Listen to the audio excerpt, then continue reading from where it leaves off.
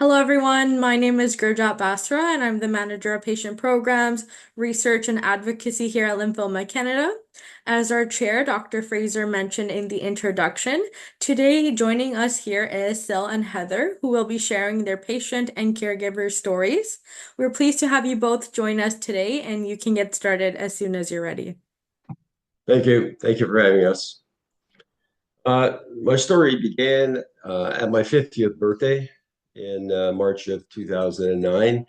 Uh, Finished up the first century of my life. Thought the next century was going to be just as exciting. Uh, in April of 2009, while we were doing some work in the yard, I had a shower and found a lump in my leg. Um, I thought we better have the doctor take a look at. Um, we had visited the doctor. He had looked at that and came up with two things, either an inguinal hernia or I had lymphoma. I was pretty convinced at that time that lymphoma probably was what we were looking at. From that followed a series of ultrasounds, CT scan, and a biopsy. And we ultimately had the confirmation about mid-year of 2009. First met Dr. Graham Fraser at the Juravinski Cancer Center in Hamilton. Um, we had occasion to be there, and he and I spoke about it. He told me that I had follicular lymphoma, non-Hodgkin's lymphoma, and that it was a slow-growing type of cancer. So it's possibly something I could outlive or live with anyways for the rest of my life.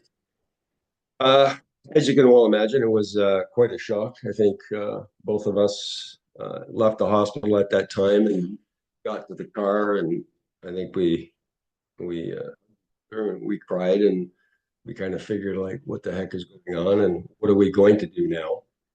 We have four kids, and I anticipated, the second century of our life be. Um, it became, I guess, for me to discover what was going to be a long, slow waltz uh, with death. I didn't know that at that stage of the game because they had said it was a possibility that I could live with cancer. But I did come to learn that for the 16 years now that I've been lockstep with my partner, dancing the circle of death with cancer. Um, Trying to outdo each other and trying to figure out how I could beat it. And I'm certain it was trying to figure out how it could beat me.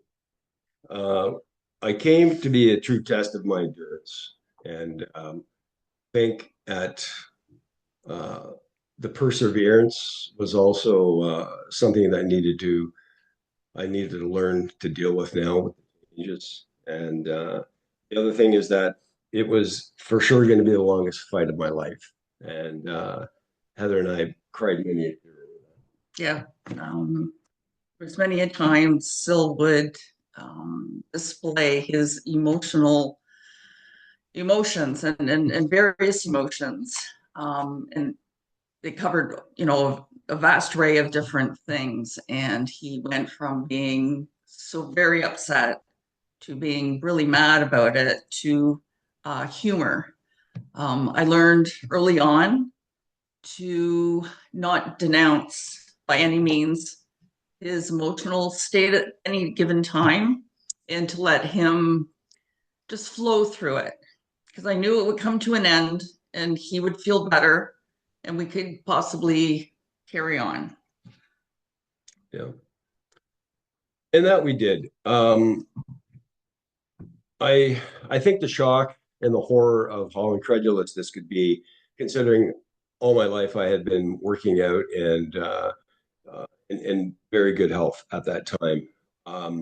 Came despondent about many things, particularly how my body had let me down, uh, about where I had grown up in the city of Hamilton, being an industrial town.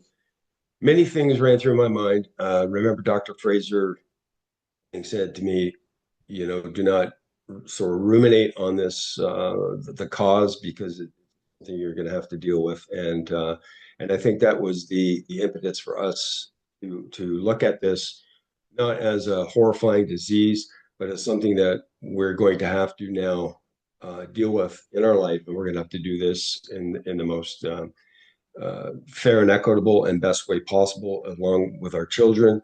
And what we did in the early onset part of this was to sit down with the kids, let them know that we had the cancer. Didn't want anybody changing their life or anything. Nobody was going to stop their job and come look after dad. I wanted to make sure that I wasn't the cancer kid and that I was going to start getting types of sympathy. I don't want to look at this disease as something that defined me. It perhaps had added to some things to my character, but I did not want to be known as the kid with cancer. I just wanted life to go on as normal. And we did as much as we possibly could in the first couple of years while we were waiting and watching uh, how things would progress.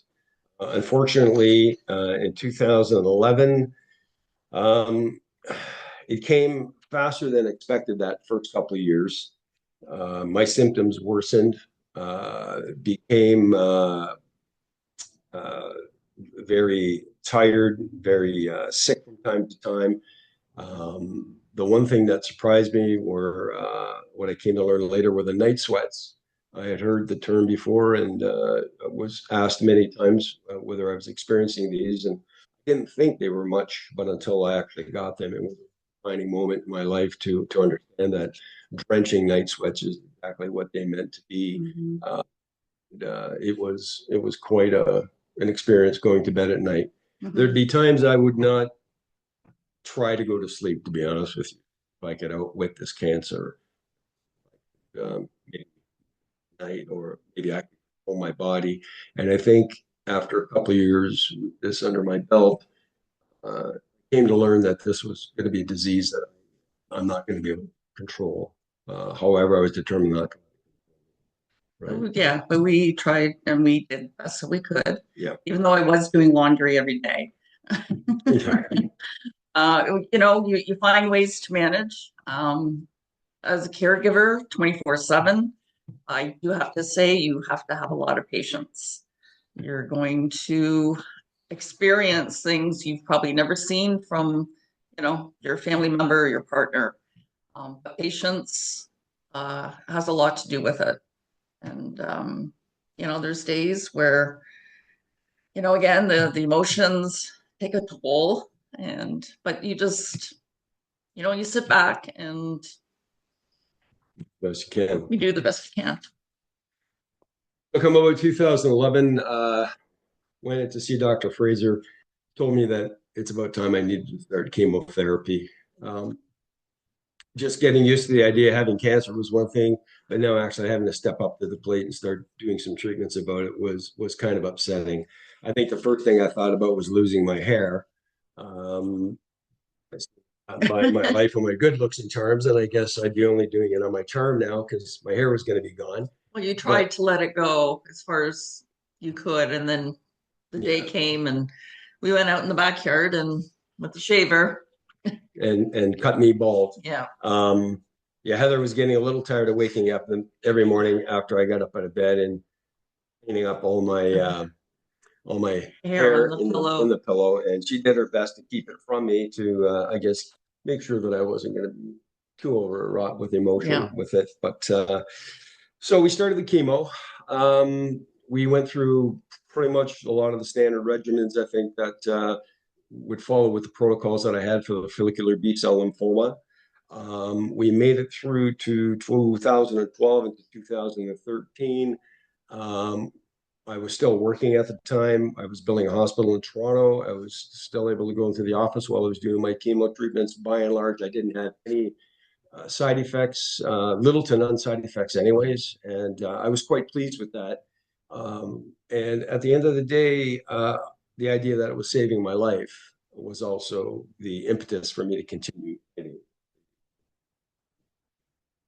2013, my symptoms began to worsen quite a bit. Um, there was blood work and CT scan after CT scan. I think I'm scans right now. Needless to say, it was a battle that I thought I was going to begin to lose. And the part I think that I found frustrating the most at this time was that I found that family and friends were not equally sharing my journey the way I thought we would share it. I had a good friend of mine come to me with blue scorpion venom from Cuba, suggesting that I should put this on an ice cube and suck on this ice cube, and it's going to save my life. It's guaranteed to do that. I had a local farmer from our town come in and visit me. I very rarely just saw him passing on the street, but he decided to come by and introduce me to apricot seeds. He knew a fellow who had been taking these apricot seeds from an adjoining farm, and they saved his life. And he encouraged me to forget about the chemo and to deal with the apricot seeds. I found that frustrating. I found that aggravating. My idea was to stay with the known courses of therapy. And I had bought into the idea right at the beginning that this was the way to go. I didn't want a holistic way of going about curing myself. But I have to say that the most frustrating part of my journey during that start was having to deal with people who didn't believe in oncologists and Mm-hmm. standard therapy treatments. We both made the decision to go that route, right? Yeah, I mean, I have guys who are going to be selling real estate and fixing tractors is one thing, but I thought for sure I'd stick with my guy who's got a lot of designations after his name, and who and we're glad that we I just want to share with everybody, I was privileged to actually work at Cancer Care Ontario for quite a few years, and used to come home and sitting at the dining room table with Sil, he would ask almost every day, so did they find a cure for non-Hodgkin's lymphoma? And it just broke my heart because, you know, as much of the wonderful work that they do there, I had to tell him that the funds that they receive is only put towards preventable, incurable cancers at the time. So, you know, looking at the, you know, his face to go, oh, but you're working at Cancer Care Ontario was, you know, quite hard. yeah, we moved on. Yeah. Come February of about 2014, we had pretty much exhausted all of the options for chemotherapy. Dr. Fraser said that it would be time for me to have to undertake or undergo an autologous transplant. The preparatory chemo treatments and one leading up to that were quite substantial. But nevertheless, the other ones didn't work, so we did decide that we were going to go ahead with it. I had the transplant in February of 2014. I was actually discharged on Family Day, which was very befitting considering family was all around us at the time. We had gone through many infections with my catheter, PICC lines. There was a lot of intermediate steps that needed to take place, and a lot of them did become troublesome, but we managed to push through that. And under the expert care of the people at Derbinsky, they managed to keep us in the best fighting position possible. Our daughter, Caitlin, was getting married in August of 2014. We had finished the stem cell transplant, and we're looking forward to the wedding. However, come July of 2014, I started beginning night sweats again, and we came to learn that stem cell transplant had Caitlin got married. We moved on and tried to keep a positive attitude.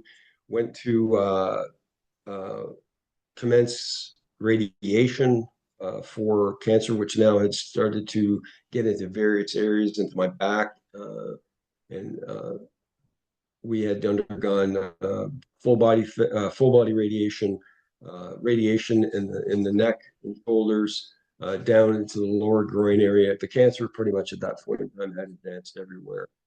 But we kept on fighting. And I think the most important thing that brought things home for me was Heather and I were leaving a radiation treatment at Juravinsky, and we walked out of the radiation suite, and around the corner was coming a stretcher with a little girl on it, about 4 years old.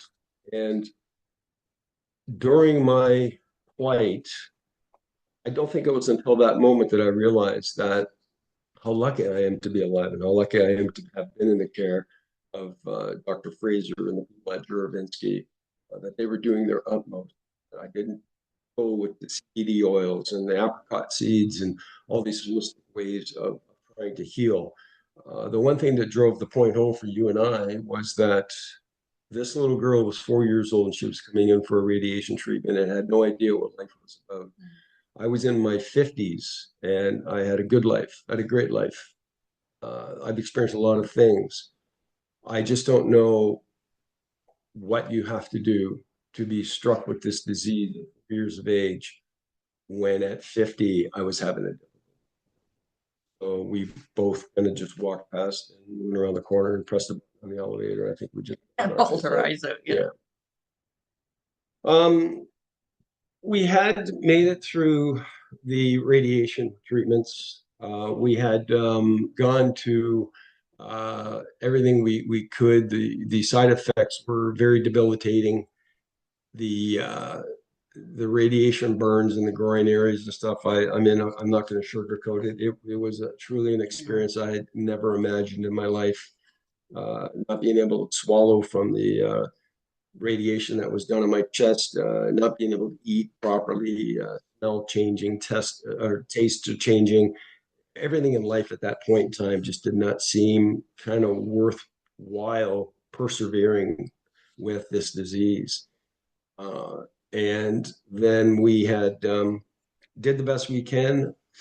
Unfortunately, that didn't work either. And in 2015, early 2015, we went to see Dr. Fraser for an appointment, and I think that's the time he told us that he was pretty much Out of options. out of options.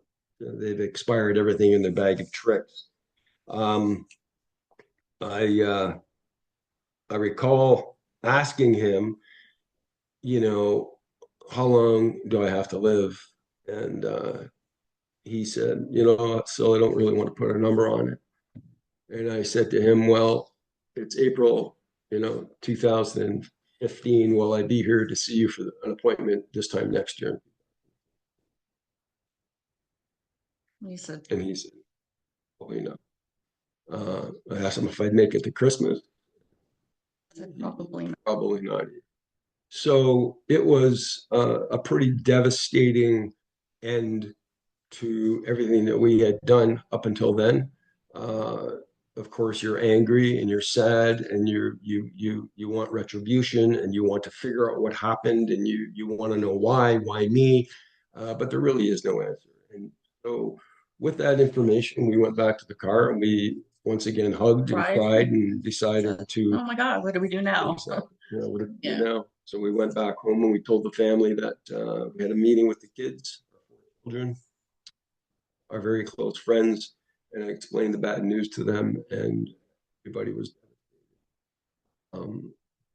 I insisted, though, at the time that we just carry on like normal. I don't, again, want to belabor the point, but I think that attitude is 90% of the fight. You have to go into a fight prepared that you're going to have some losses. You have to go into a fight knowing that it's going to be a hard one, and you have to go into a fight expecting that you just may not make it out. But we went home after we had chatted with the children and our friends, and quite frankly, prepared to die.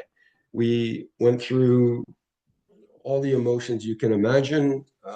We had sought, I made sought information from other healthcare providers and information from, how do you prepare to die and what should we do?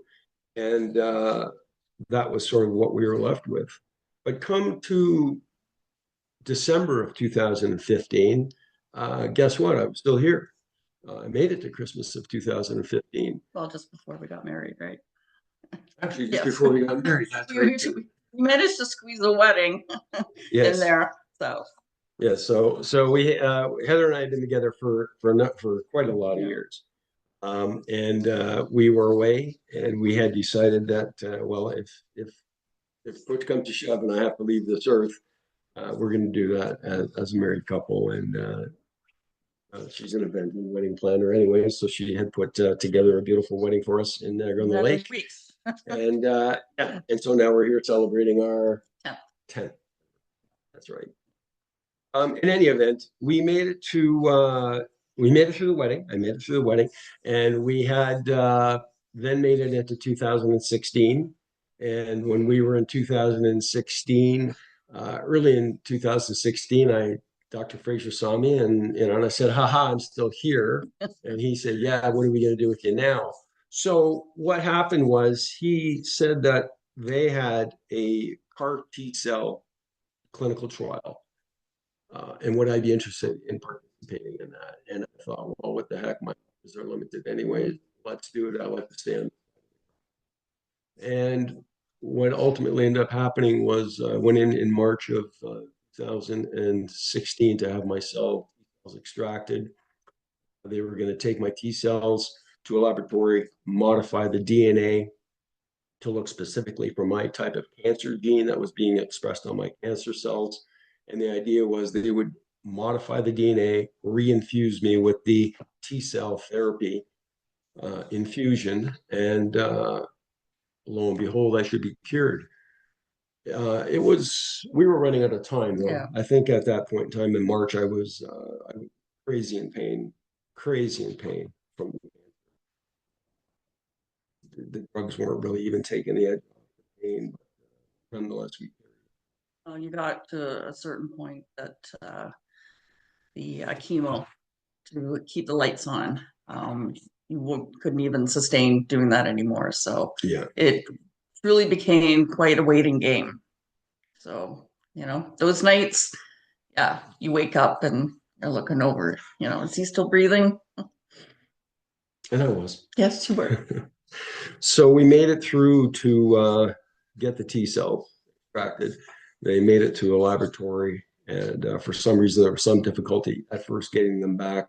And I remember the delay, just in my head, the psychological torment was incredible. I just thought, you told me we could live with the slow growing cancer. Then I'm not living with it. Then it's we can do chemo, and then now the chemo's not working. We can do radiation, and then now we don't have any more tricks left in our bag. And I'm sorry, you're going to have to, you're just going to. So when they offer you a chance at something like a CAR T cell therapy to keep you alive, you are you are so full of hope. You're grasped at all those straws, and you finally latched onto something, and it's actually going to give you the hope, and it's going to give you the cure that you're looking for. Uh, then with the delay that was happening with the manufacturing of the cells, there were some issues. Long story short, I didn't end up getting my cells back until July 6th of 2016. And we managed to make it to the hospital. Mhm. We got in there, and not a whole lot of fanfare. I think the whole infusion took maybe an hour or so. Yeah, that. And the uh, the idea was to have me stay in the hospital under supervision for probably a month or so. They've explained all the side effects that could be quite burdensome, and we were expecting that I'd have to be in the hospital for that period of time under the watchful eye of the oncologist and the medical professionals. So what ended up ultimately happening is Thursday morning, after the infusion, they had come in to check on me while I was in the hospital, asked me how I'm doing. And I said, I'm doing fantastic. I didn't take any pain pills last night, none whatsoever. And I was taking 85, 90 milligrams of Dilaudid a day, which is a fantastic drug, but it was a lot of pain to manage. I didn't take any pain pills that night. I said to them, as a matter of fact, I had this huge tumor in my back, my lower left back. I said, it feels like it's half the size. And they were like, "You're right. Hey, that couldn't possibly happen." So they came in Friday. How you doing? Doing great. No fevers, no night sweats, no more pain. I said, I think this tumor is like almost gone. They looked at the tumor and said, wow, yeah, we don't know what's happening here. You haven't had none at all. Fever, no nothing. And the big Cytokine release syndrome, which syndrome. was Yeah. a big thing we needed to keep an eye on. It didn't happen either. So we made it to Saturday in the hospital. They came in and said, geez, you know, you're doing really fantastic here. Uh, you know, if you're like this tomorrow, we might consider sending you home. You live within about 40 minutes of the hospital. The idea would be you can go home. We don't have to keep you here. But if something happens, you need to get back here right away because we need to make sure you are, yeah, be in. And sure enough, come Sunday morning, let me go. And the beauty is that I haven't been back since. They saved my I never had to have another symptom of lymphoma. And I had no more Treatment. pain. My treatments had worked. My radiation oncologist was just floored at the vast difference that I was in 2015 as it was when I was in 2014 having to get treatment in my spine, which was being eaten away by cancer. It has been a miracle to be at Juravinsky. It's been a miracle to be in the hands of such a fine professional team. Mm-hmm. And Dr. Fraser uh, is is is the man I have to thank, and his team and his expertise have just made all the difference in Absolutely our world. amazing. Yeah. So after, that all somewhat came to a close, some of the side effects from the various treatments and whatnot were starting to rear their ugly heads. Though we did get the big news sometime after the CAR T cell transplant, and Dr. Fraser used the terminology clinically cured. Well, once again, we cried and looked at one another and said, what do we do now? We went from facing death to, well, here you go, here's your life back, you know. So but it was the same emotion every time, whether receiving the bad news to the good news to the bad news to the good news. It was the same emotion. We cried, and what do we do now? Yeah, the emotional roller coaster is something that is very interdependent between the Yeah. patient and the caregiver. Heather was by my side every step, every minute, every hour. I couldn't have done it without her by my side. Um, Positive attitude is very important. You think you can win the fight, you will win the fight, but you need to have the people in your corner. And Heather would, on my sickest day, say, "Listen, hon, do you want to get up and go for a drive today? And can I take you for lunch?" I'd get up and I'd make it to the car, maybe a block from the house, and I'd say, "Hon, we got to turn and go back." We did this time and time and time again. But it was okay, like, let's try again, tomorrow or in a couple of days. And that's what we did. We just kept trying to get normalcy, sometimes it worked, sometimes it didn't. But then, yeah, as the years went on, some other things started to come about, like emergency open heart surgery. So that was something quite large to deal with and to, see still go through. Yeah, I had developed bronchiectasis, which was damage to some of the lung tissue in my lungs from the radiation treatment. Had developed sinusitis, had a sinusitis surgery. That failed. The bronchiectasis started developing minor infections. This is post CAR T now, starting to develop minor infections. And came to learn that I was now having a deficiency with my immunoglobulin and that I needed specialized therapy for that. So today we are doing monthly injections of HyQvia, Yeah. which is something to keep my immune system uh, bolstered with the efforts it needs to fight these minor infections. And and it's worked. Every month we do an injection for about 2 to 3 hours.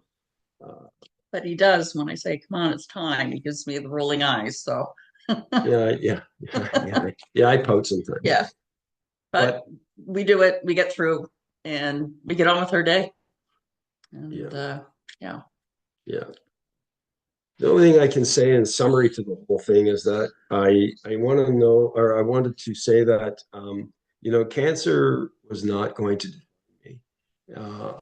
It wasn't going to define us, and it wasn't going to define my family. It certainly has helped refined my character. It has just taught me to let everybody know that it's important that I'm so much more than this bad thing that's happened to us, right? Because you can't wait until life isn't hard anymore before you decide to become happy again. Heather, as my caregiver, gave me hope and uh, and trust and wishfulness in every day and every moment that she shared with me. Her journey was definitely a different one than mine. Even in my most delirious moments, wrought with pain and crazy on the great drugs they were giving me, there was always lucid moments about how I realized the effect that this was on my family. And I think, if anything, as a cancer patient, I think it was important for me to understand just how bad this was for the entire family, and not as I was handling all by myself. Uh, no words can express of love and commitment that for a caregiver uh, who really stands in the shadows, and nobody knows behind the scenes what they really do. Realize how my journey was completely different from those who walked with me. Uh, my lovely wife, Heather, and our 4 children and our grandchildren. Um, Amazing team of professionals at Juravinsky, including Dr. Fraser. Uh, he said to me once how my cancer at night would keep him up sometimes.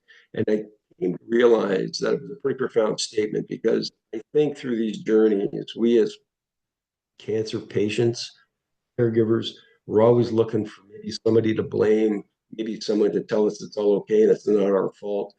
I think what we fail to realize is that at a very visceral level, the emotional attachment between caregiver and patient Mhm.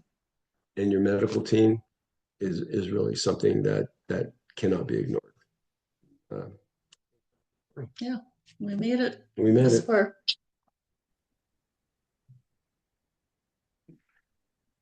Thank you, Sil and Heather, for sharing your story and all of those lovely pictures. I know this can be very difficult to share, and it was a very beautiful and emotional story. So thank you for sharing the courage and hope in your journey.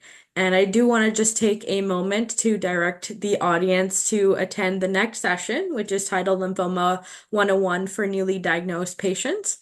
I also want to remind the audience that we do have a lot of resources available on this very platform, and this includes specific subtype information or general information in regards to side effects management and living with lymphoma. So I encourage you over the course of these 3 days to have a visit to these online resources.